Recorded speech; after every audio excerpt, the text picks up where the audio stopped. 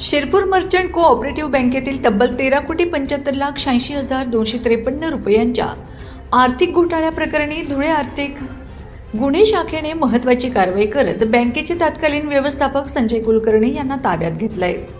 गुन्हा दाखल झाल्यापासून ते फरार होते। शिरपूर मर्चंट बँकेत असुरक्षित कर्ज वाटप, कर्ज वसुलीतील गंभीर हलगर्जीपणा आणि आर्थिक अनियमितता यामुळे बँकेची कोट्यवधी रुपयांची फसवणूक झाल्याचा आरोप आहे।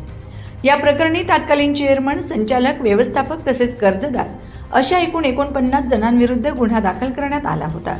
तपासादरम्यान बँकेतील गैरव्यवहारांमुळे संस्थेची आर्थिक स्थिती पूर्णपणे ढासळल्याचं समोर आलं होतं। त्यानंतर परिस्थितीत कोणतीही सुधारणा न झाल्याने रिझर्व्ह बँक ऑफ इंडियाने शिरपूर मर्चंट कोऑपरेटिव्ह बँकेचा परवाना रद्द करण्याचा निर्णय घेतला होता।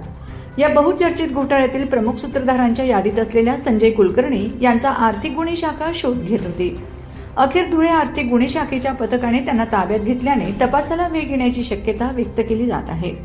त्यांच्या चौकशीतून घोटाळ्याशी संबंधित आणखी महत्त्वाची माहिती समोर येण्याची शक्यता असून इतर आरोपींच्या अडचणी वाढण्याची चिन्हे आहेत। माझा खानदेश न्यूज ब्युरो, शिरपूर।